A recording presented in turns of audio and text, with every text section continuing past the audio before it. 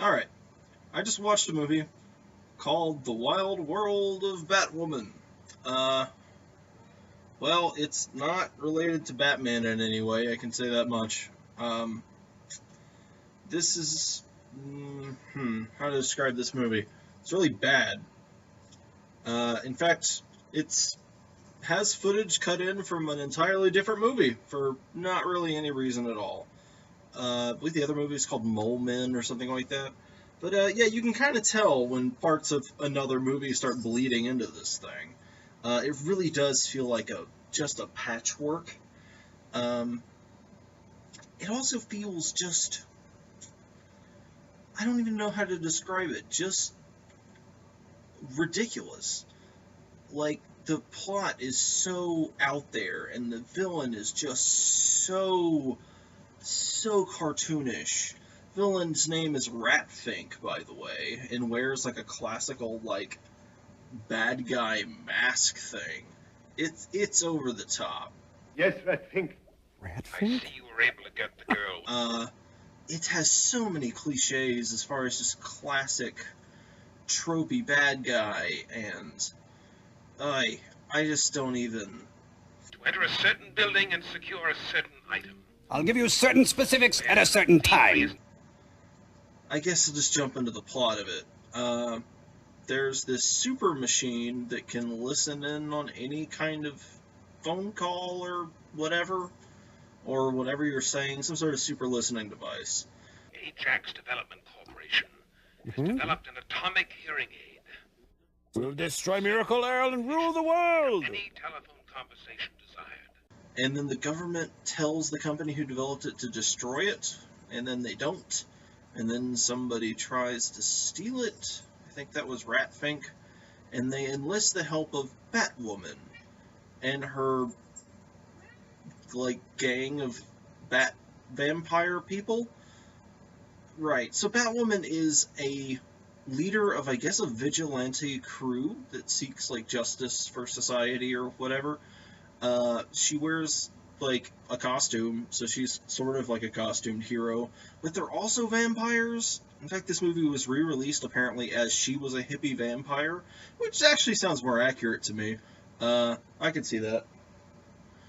So, yeah, Ratfink has this ridiculous laugh. So far, the only laugh I've heard in any of these movies that even compares to it was, Crankor in the Prince of Space that I reviewed a good while ago. Anyway, you've got this villain who hits every point of what a classical, mustache-twirling villain needs to be. A lot of bad dialogue. Just a very simplistic. It all feels so simple. Then there's a lot of dancing that's sort of forced into the plot. You get a lot of scenes of just dancing. And unless you're in this movie to watch dancing for, I don't know why you would, you're not going to be happy with the amount of dancing that happens. I'm trying to think of other things to talk about. Like, the plot moves slowly. The bad guy, Ratfink, kidnaps one of Batwoman's crew or disciples, or they all pledge oaths to Batwoman, really creepily and weirdly. But in any case, they kidnap one and steal her transmitter so that there's communication between Ratfink and Batwoman. Ratfink, I guess, blackmails her into helping him steal the super listening device. And, I mean, that goes about as you'd expect. Eventually they turn it around and then they, defeat Ratfink, and then there's shenanigans. Ratfink actually has some sort of ability where he, replicates himself into multiple people and tries to elude capture, and then they catch him anyway, and whatever. And it turns out he's just a voyeur and likes listening to people on telephones without them knowing, which is actually kind of a weird, creepy turn, but I guess this explains why he wants this device. Bad writing, really bad dialogue. I feel like this is just an exploitation movie, like they just had footage of girls dancing, and that's how they were selling it.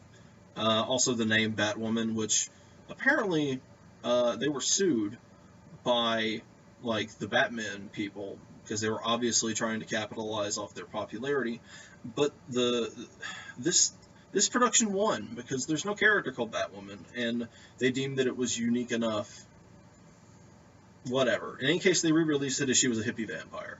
Other things I read about this included the fact that most of the cast was hired as a strip club was being shut down. They just offered roles to people outside. That seems kind of potentially apocryphal, but also maybe believable. There's not a lot of real acting going on in this movie. It's pretty bad. It's not fun to watch. It's not easy to watch, just because the plot structure is really weird.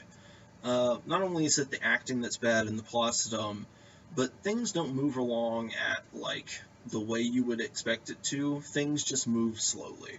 Also, having footage intercut from another movie, that's always going to slow down pacing. And I don't understand what the point was of putting parts of mole people or whatever it was in this movie. It just didn't, it felt out of place. It felt very out of place. Pretty weird, huh? Yeah, too bad it's not in the same movie. So, The Wild World of Batwoman. Not the worst thing I've had to watch, but I definitely, once you get towards the end of this thing, you really want it to stop.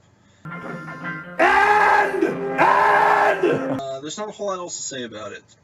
There's nothing notable. It's incredibly forgettable. I mean, this goes up there with Zombie Nightmare. I kind of had this effect too, where I watched Wild World of Batwoman like 3 times.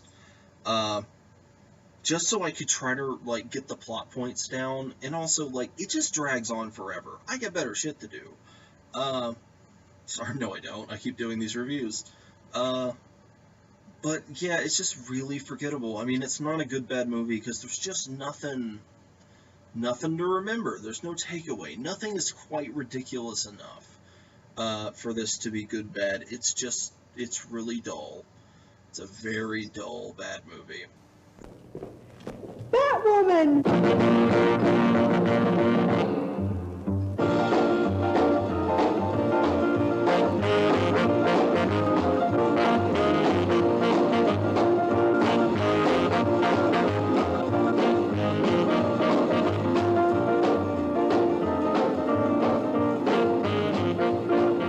You may take your position, 14.